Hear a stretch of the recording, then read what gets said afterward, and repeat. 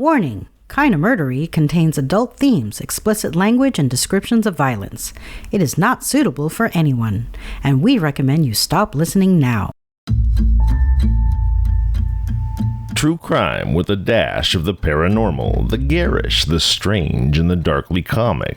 I'm Zevon Odelberg, and you've found your way to Kinda Murdery, a place that means more than just murder. It's my very own pocket dimension, home to a curated collection of bizarre and compelling stories, the unsolved, the unsettling, and the unbelievable. I cover it all, just so long as it's kinda murdery. Hey everybody, welcome to Kinda Murdery. I'm your host, Zevon Odelberg. Thank you so much for deciding to be here. I've got a great story here for you today, guys. It's about a young man named Harvey Church who had a craving for a particular automobile. Little did he know that that desire would unleash a chain reaction of hideous violence, mystery, and tragedy. Kinda Murdery starts now.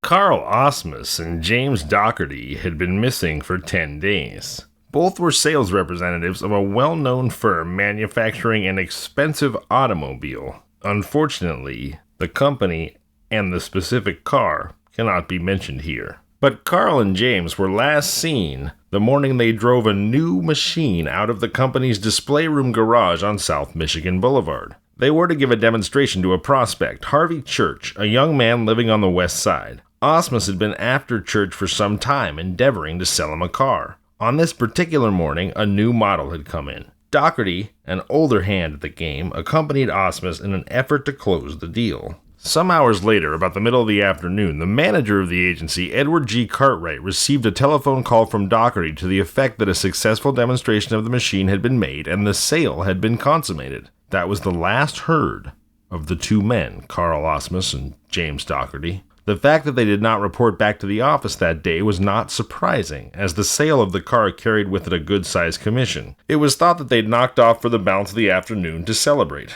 But late evening came, and their respective wives phoned the office and inquired for their husbands. They had not come home for their suppers. There was still no sign of them by the following morning, and it began to look as though something were amiss. Of course, the police were notified at once that the two men were missing, and, accompanied by Cartwright and other officials of the automobile firm, went to the last known place that Osmus and Doherty had been, the home of Harvey Church. In front of the latter's house stood the automobile that Doherty reported he had sold. Church greeted the party and appeared greatly surprised at their visit. He was a youth about 22 years old, with dark brown eyes and hair. He had a frank, easygoing manner. Though still very young, he was in the bond business and had achieved no little success, as the appearance and furnishings of his home plainly indicated. His mother was with him when the officers and automobile men called, and also a young woman, Miss Anna Barrett, his fiancée. She was visiting the Churches from out of town. When informed of the reason for their unexpected visit, Church disclaimed all knowledge of the missing men's whereabouts or their activities after they'd settled their business with him. "I see that the car the boys drove is outside," Cartwright said. "You bought it, didn't you?" Why, yes I did," replied Church. "I bought it. Didn't you know? I remember one of the men calling into the office after the deal was made." Yeah, I got the call," Cartwright admitted. "Doherty phoned me that you'd made the purchase. I made an inquiry just to check up on him." "On what terms did you take the car from Doherty and Osmus, Mr. Church?" "Well, I paid them $6,000 in cash, and I drew up an agreement on my typewriter here that if they would not turn the account over to a financing house, I would pay the $2,000 balance within 3 months, Church replied. His statement of such a large cash payment came as a surprise, and he went on to explain that it had been an agreement drawn up because of the fact that if the account was turned over to a financing house, there naturally would be an investigation, and, for business reasons, he did not care to have his firm know that he had purchased such an expensive car. Asked if he had a receipt, he produced one signed by Doherty. Cartwright knew the signature well, and the receipt showed that an initial payment of $6,000 had been made, just as Church had stated. He also showed a carbon copy of the agreement that he and the two men had drawn up as reference to the balance payments. This was signed by both Osmus and Doherty and by Church himself. Cartwright at once identified the signatures of his two men as genuine, and Church explained that the original copy of the agreement had been turned over to Doherty while he had kept the duplicate. It was evident that any mishap that might have befallen the two men occurred after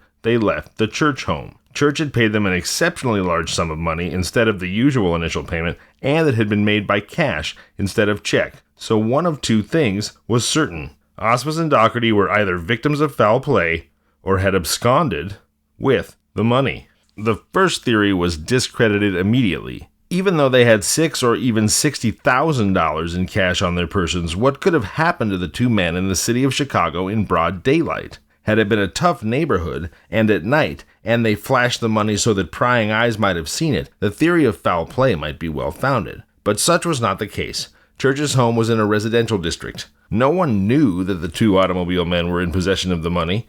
Even if it had been known, it was hardly probable that they could have been waylaid and robbed en route to the car line 2 blocks away without the affair being seen. An inquiry of the immediate neighborhood revealed that nothing of the sort had taken place. Cartwright hesitated to suspect his two salesmen of theft. He had known both a considerable length of time, and both men bore, as far as he or any of their individual associates knew, spotless records. However, at the expiration of another 3 days in which they had still not put in their appearance, he acceded to the demands of the company's head office and swore out warrants charging both Osmus and Doherty with grand larceny. The hunt was on in earnest. At this point, Preston Hickey of the Minneapolis News was assigned to the case by his managing editor. He received a note that said, "Should anything of importance in the James Doherty-Carl Osmus case break, cover it for both the St. Paul and ourselves. Doherty is a native of St. Paul and a graduate of Minnesota and a well-known athlete here." When he received the note from his boss, Preston Hickey was on a leave of absence from the Minneapolis News, recuperating from a slight attack of influenza. Accompanied by his cousin, Otis Trevor, an artist, he was spending a few weeks at Marlboro, the summer resort owned by his father at Crystal Lake, Illinois. Following the note from the managing editor, Preston Hickey kept his eye on the morning and evening newspapers of the police activities, ready at a moment's notice to speed into Chicago and get on the job for an interview or a feature should either of the two men be apprehended. Another 5 days brought no clue of them, though the hunt had assumed the proportions of a nationwide affair sponsored by the insurance company who covered the automobile concern. This time, when Hickey's return to Minneapolis was near, he concluded to drive and see Cartwright personally. There was a possible chance that some progress might have been made which, for one reason or another, had not been revealed in the papers. The police suspected a theft plot that involved not only James Doherty and Carl Osmus, but also their wives, and as such they'd kept close watch on the house and even intercepted phone messages. But nothing had been learned. On Saturday, September 17, 1922, Hickey and his cousin Otis arose early and left the manor for a 55-mile drive into town. He followed what is now the Great Concrete Northwest Highway, then a gravel road frequented by very little motorists. The road, for a good portion of the way, followed the course of the Des Plaines River, which, though a comparatively short, narrow stream, is very beautiful. Hickey reached Maywood, 26 miles outside of Chicago, at about 8:15 a.m., passed through the town, and continued on to a point a mile or so beyond. He was just in the act of making a turn where the road swings away from the river when a cry reached his ears.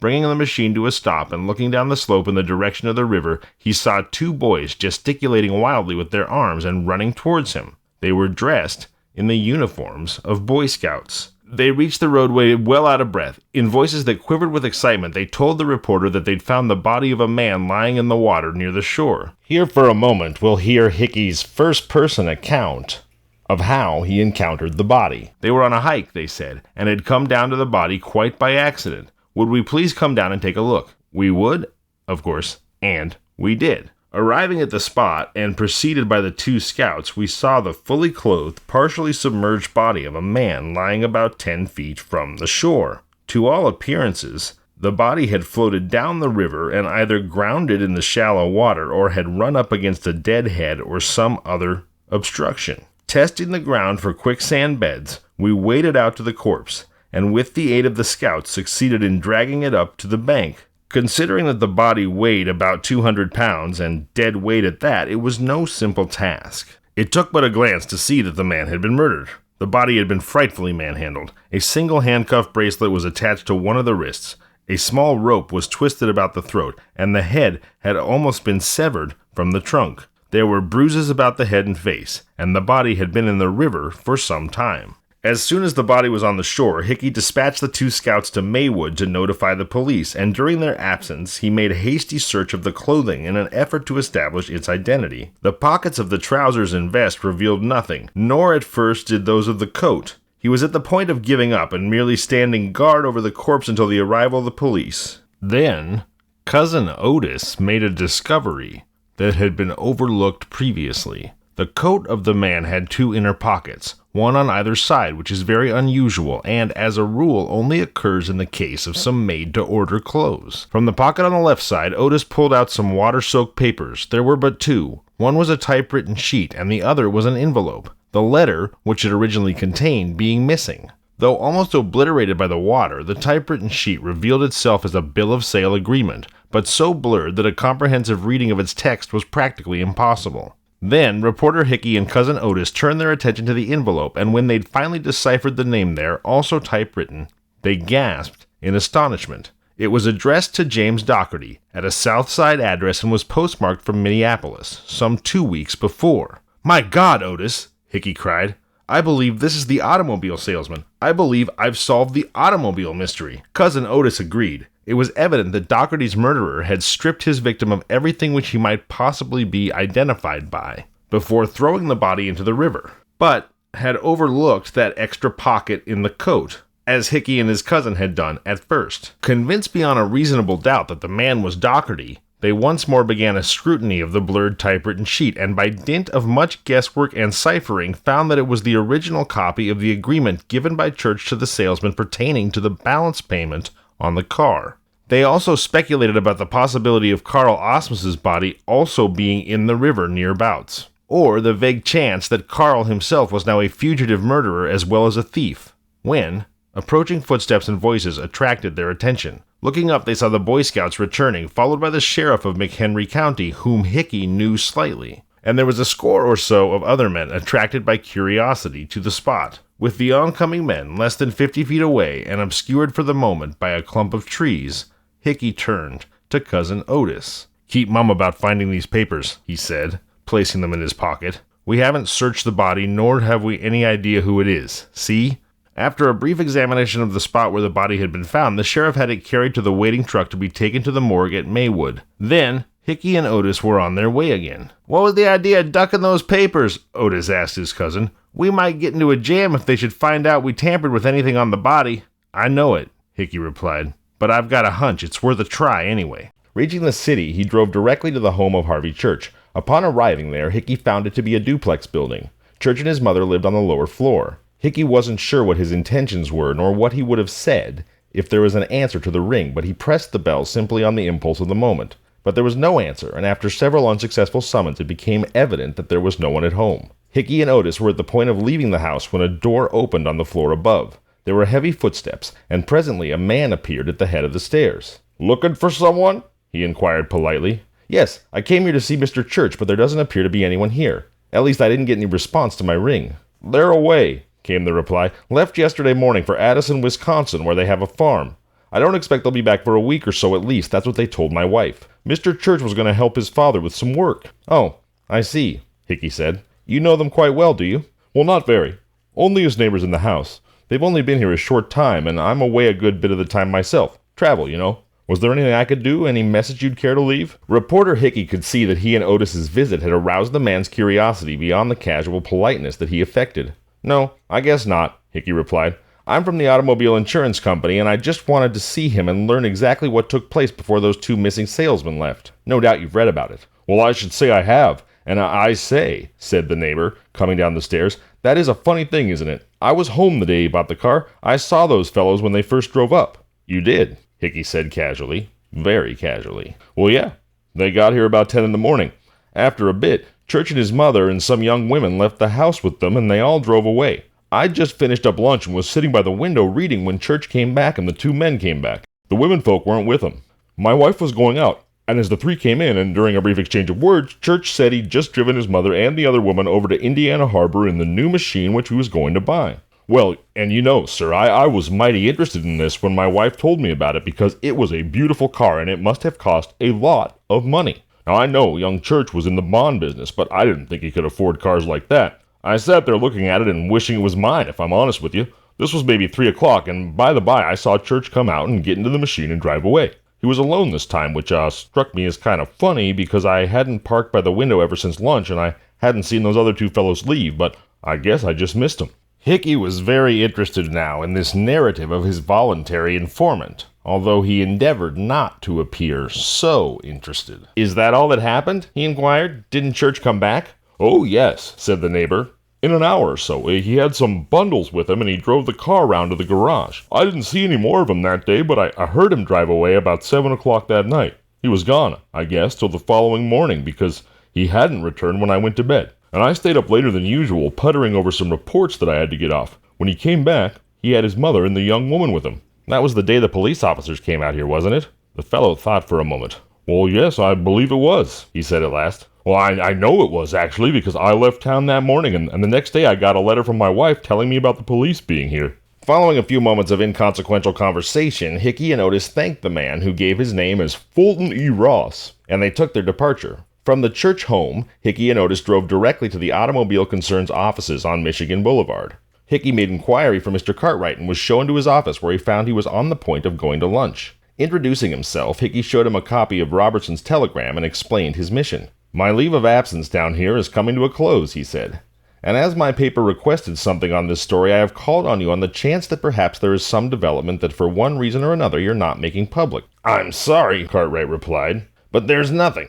I wish there were, though. This whole affair has been a great shock to me, and I hope the mystery surrounding it is soon cleared up." "Well," said Hickey, "since you have nothing, perhaps I can help things a little." "Well, what do you mean?" Cartwright asked, looking at me in surprise. "I mean," Hickey replied with keen enjoyment of the surprise he was about to spring, "that the body of the murdered man was found in the Des Plaines River near Maywood by 2 Boy Scouts this morning. The body is now in the custody of the police, and although they probably will fail to identify it owing to the disfiguration, I have every reason to believe, and I am positive, that it is James Dougherty." "Well, what makes you think so?" exclaimed Cartwright, his eyes wide with wonder. "Did you know Dougherty?" "No," Hickey replied. "I didn't know him. But I found these papers in one of the man's pockets, and they seem to make the identification certain." Hickey handed the documents over to Cartwright, who scrutinized the envelope and paper carefully. "By George," he said, "I bet you're right. But if these papers were on the body, how is it that the identity is not already known to the police?"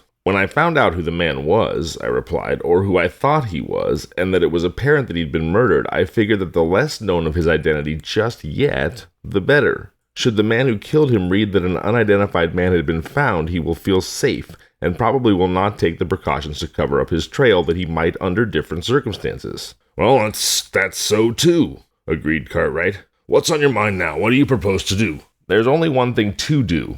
Notify the police," I answered.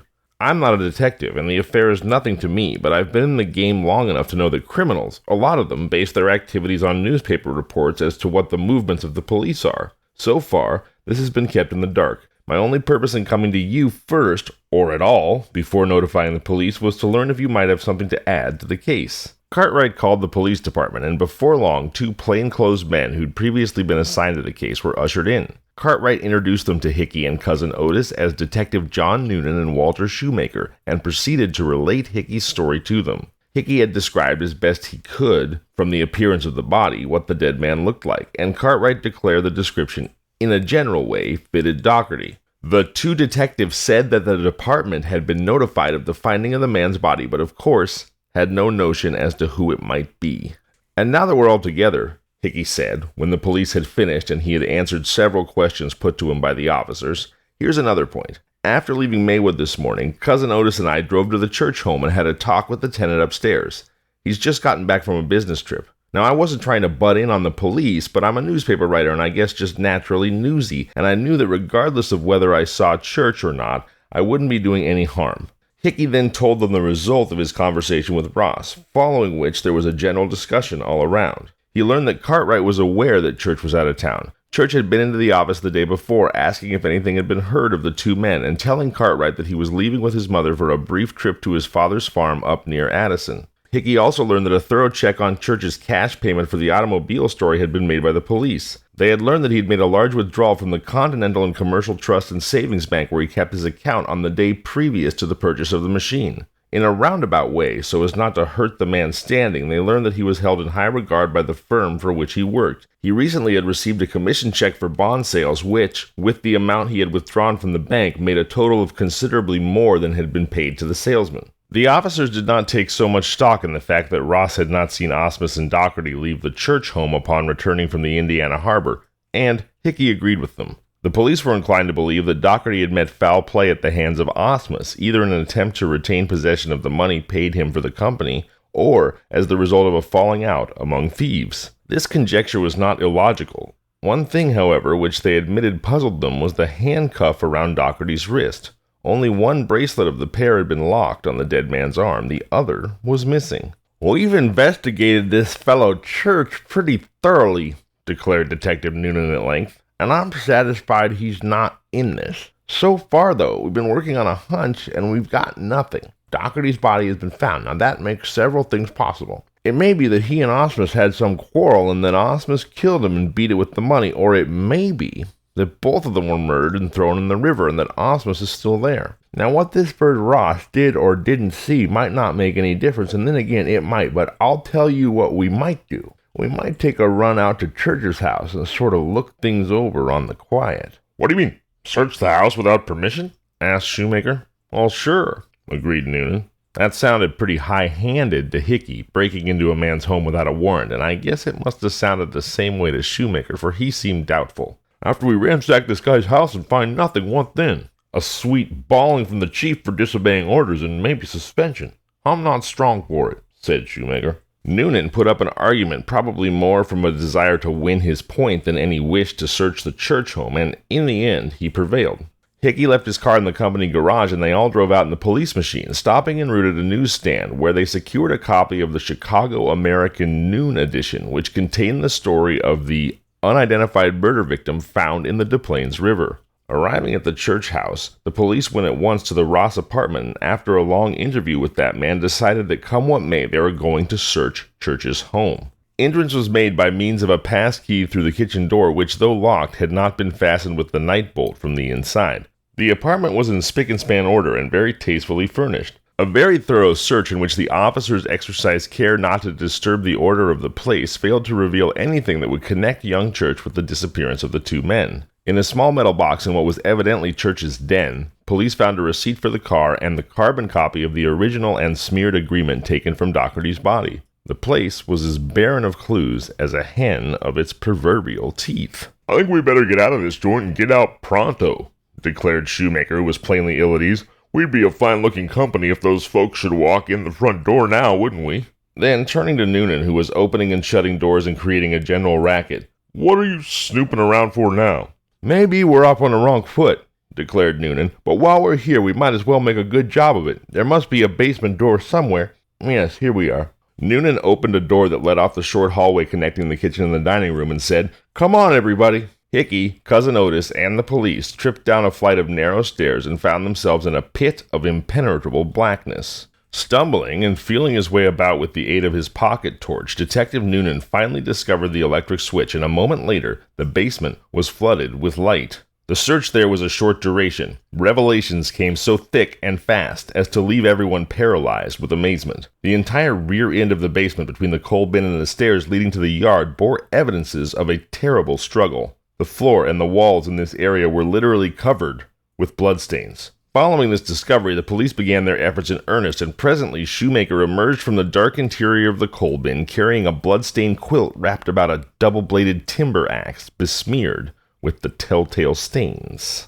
Almost simultaneously, Noonan, who had been flashing his light under the cellar, gave a cry and dragged out a bundle similar to that found by Shoemaker. Unrolling it on the floor, they found it to be a suit of clothes of light gray material with great dark brown splotches down the front of the coat and pants. The suit had been wrapped around a blood-stained hammer and a baseball bat, to the end of which clung wisps of matted hair. So shocking were these discoveries, and so utterly surprised was everyone at finding them, that they were all speechless. Nor was the evidence that now lay piled up on the floor all that the basement revealed.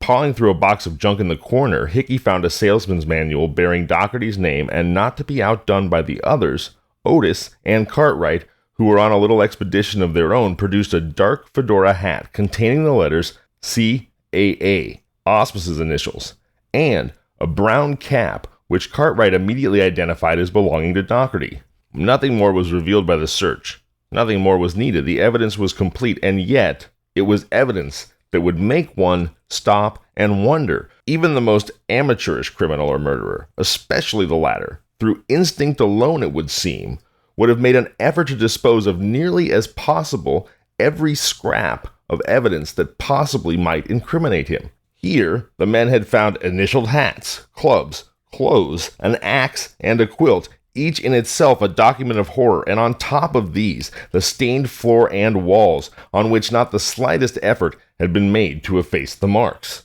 It appeared that the murderer, in a frenzy of fear, had sought to hide his guilt by hurling the damning tools of his work helter-skelter at any spot that offered a hiding place, much as a child might throw a dish it has broken under the sink. "This sure is one hell of a business," Noonan declared when at last they'd laid their various finds out on the floor in a motley heap. "I'm thinking it spells a rope for Mr. Church to my way of reasoning.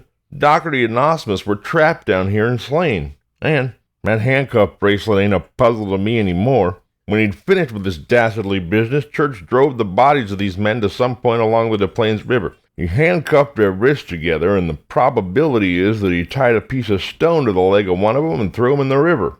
I believe those handcuffs broke, allowing Doherty's body to float to the shallow spot where it was found, and the remains of Osmus will be found in deeper water."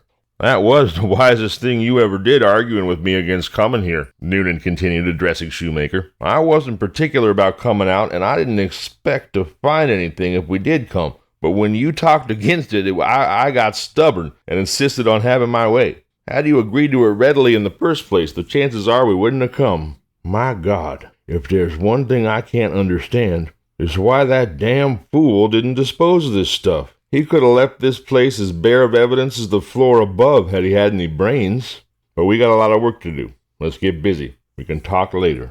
The machinery of the law was immediately put into action. Within the hour, in response to a telephone call to headquarters by Noonan, a deputy coroner, accompanied by several detectives and a representative of the state attorney's office, had arrived, carefully examined the premises, and made photographs of the basement and the evidence found. The bloody relics were then appropriated by the state's attorney's representative for safekeeping and presentations to the grand jury. Stepping back from the story here for a moment, I gotta say I am really curious how the heck they're gonna get around the illegal search and seizure part of the discovery of this evidence. Alright, back to the story. In the meantime, a wire had been dispatched to the chief of police at Addison, Wisconsin, ordering the immediate apprehension of Harvey Church. He was arrested driving in the streets of Addison, accompanied by his mother and father, and though extradition papers had already been issued, it was learned, somewhat to the surprise of the police, that Church would not fight being brought back to Cook County. It was first suspected that he had not been made aware of the nature of the charges against him,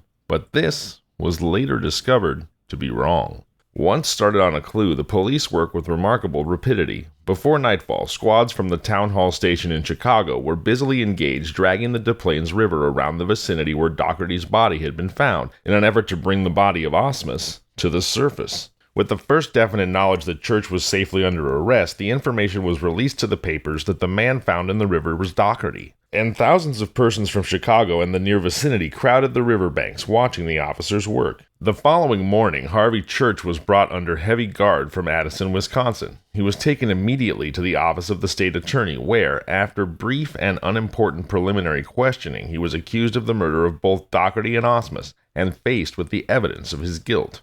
During the first part of the interrogation, Church made brief and, for the most part, unsatisfactory answers to the questions put to him, but in sight of the bloody relics he shut up like a clam and seemed stunned. When pressed harder, he became impatient and made a vehement denial of having anything whatsoever to do with the killing of the two men, if killed they indeed were. In view of what lay piled on the table before him, the bat, the axe, the hammer, the quilt, and other articles found, all bearing the telltale bloodstains, and so close that had he reached out his hand he could have touched them, this line of argument was extremely ridiculous. However, any surprise that his stand may have caused those in the room was as nothing as compared to that which came when, pressed harder and harder for a confession, he suddenly made an astounding declaration. He admitted that which had been found in the basement of his home placed him in a, quote, very embarrassing position, but said that if he really had killed the two men, he had absolutely no recollection of the deed. To the authorities, this statement carried about as much weight as his flat denial of any knowledge of the affair had, but, argue and threaten as they might, he could not be persuaded or intimidated to change the statement a bit, nor did 3 days of merciless grilling suffice to break him down. In the meantime, having failed in their efforts to locate Osmus's body by probing or with grappling hooks, the police began dynamiting the river at many spots where the water was quite deep and where they thought it was likely the corpse might be. But this, too, proved equally futile. Having denied any knowledge of the murders and having declared that if he had done the deed he didn't remember it, it was hardly natural to suppose that Church would shed any light on the whereabouts of Osmus's body. This guess proved correct. Approached on the subject, he gave a bored laugh. "In view of the fact that I know nothing of the affair, how could I be supposed to know where the man's body is?" he inquired. For the time being, the authorities decided to leave him alone and pursue their own course. With Doherty's mutilated body and the instruments of the terrible deed in hand, they had enough evidence to assure a conviction, but they wanted, if possible, to make the case absolutely complete. In this, they suddenly were successful. Detectives Noonan and Shoemaker were still chasing down clues in the case. They made a second visit to the Church residence and talked again with Ross as well as nearby neighbors, but without success. Now, it happens that while the automobile which Church had purchased was in the hands of the police, it was stored under lock and key in the garage at the rear of Church's home. As it was a remarkably beautiful machine, the only one of its kind in the city, the detectives went to the garage simply to look it over before returning to the station. Noonan was attracted to one corner of the large room where the concrete flooring showed signs of having been recently pulled up, probably for a plumbing repair to some pipe underneath. Noonan and Shoemaker poked about the broken cement, and were suddenly rewarded with the discovery of bloodstains. Grabbing up a shovel and a crowbar that were in the garage, they fell to work, and before long, the disfigured body of Carl Osmus had been exhumed. With the last link of the case complete, the authorities again went at Church with renewed vigor, and succeeded in drawing from him a signed confession. But their efforts were time wasted, as the contents of the confession were of such a nature that the state declined to use it as part of its case, nor did the defense try to introduce its substance into court at the time of trial. It is without a doubt one of the most peculiar and strange documents ever entered in the criminal history of Cook County. Here is what Harvey Church wrote. "All of my life I have been a peculiar sort of fellow. I have known it, but whether or not others did, I have no means of telling. But a peculiarity that one sees in oneself must certainly be apparent to others. I was born and brought up in Addison, Wisconsin. I was just like other boys, full of mischief and always ready for a frolic. As a young child, I was not vicious, but growing older, I would have spells when I wanted to kill. Not a very commendable quality, to be sure, but the truth, nevertheless. I used to torture insects and small animals. Of course, when I grew to be 17 or 18, I practically got over this, and even when I was overcome with this emotion, I wouldn't think of going out and killing a dog or a cat. I never knew what hatred against a human being meant, and my inclinations were never directed toward persons. Then came this dreadful affair, a horrible nightmare to me. I had been earning good money, and I wanted to buy a car. I looked at several makes, but decided on the one that I was driving when arrested. Both Doherty and Osmus had been trying to sell me for weeks, and I got to such a state finally that I could think of nothing but that machine. It was a very beautiful automobile, equipped with all modern appliances. The price was $8,000. It was considerably more than I had planned to pay, but I had set my mind on it, and I decided that I just must have it. On the day that Doherty and Osmus died, I'd been out riding with them, giving the car a final tryout. On the spur of the moment, I decided to take it and told them to drive me home and I would make out a check. We drove up an alley and into a garage, and I left them while I went for my checkbook. When I returned, I found that Doherty had already made out a receipt. Then, of a sudden, came the impulse. Things went red before my eyes, and great drops of perspiration broke out all over my body. If I could only get them to my house and into the basement, the car would be mine, and I would have the receipt to show for it. Then I could cash a check for $6,000 and bury or hide the money to make my story hang together. I gave Doherty the check and then invited the two over to the house to have a drink. When we arrived, we went down to the basement where I had several bottles of liquor. We each had a number of drinks, and from that time on, things are very indistinct in my memory. I attacked the men with the axe. Doherty fell at once, and even though Osmus attempted to defend himself, my assault was so sudden and terrific that he was unprepared and he had no chance. When it was all over, I waited until nightfall to hide the bodies. I intended to throw both bodies into the river and handcuff them together for that purpose. Then, the weight was too great for me to carry, so I severed the cuffs and buried Osmus in my garage under the floor. There wasn't enough room in the hole for Doherty, so I had to take him to the river, though I realized I was in great danger of being caught. I drove out to the Dempster Road Bridge over the river at a spot where I knew the water to be fairly deep. Then I tied a rock to one of Doherty's legs and threw him in the water. First, however, I removed all traces of identification, but I must have missed the additional inside pocket in his coat. I drove around all night, and in the morning I went to the Indiana harbor for my mother and sweetheart. On the way back, I stopped at the bank and withdrew several $1,000s. That same day, the police visited my house looking for Doherty and Osmus, and you know the rest from then on. Damning though it was, the state's attorney declined to use Church's confession in court.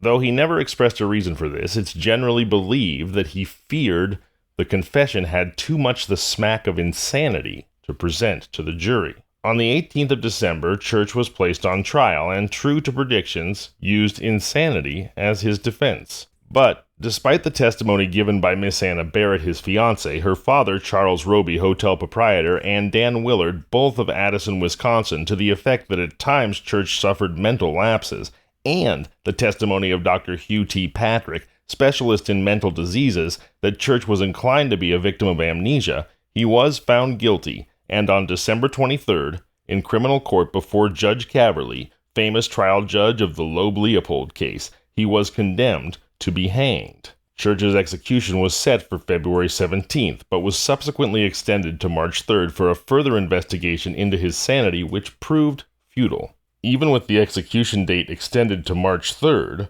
because there was so much doubt as to whether or not carrying out the sentence would be a miscarriage of justice, the execution did not take place until sunset instead of dawn, as is the custom in Illinois. This gave Church plenty of time to secure a further stay or a commutation of the sentence to life imprisonment, but he failed to get either. It can be said that when Church finally did go to the scaffold, he cheated the law. For 41 days he had gone on a hunger strike. It was necessary to feed him forcibly, and often while he slept to keep him alive. He sank into a coma 3 days before he was executed, from which it was impossible to arouse him. There was a death march. There always is. But Church was not among the marchers. 2 stalwart deputies carried him in their arms, and he went to meet his God, strapped to a chair, his head drooping forward on his chest. Now that it is all over and past history, were the state of Illinois and Cook County justified in the hanging of Church, or did they, in the name of justice, commit a crime no less grave,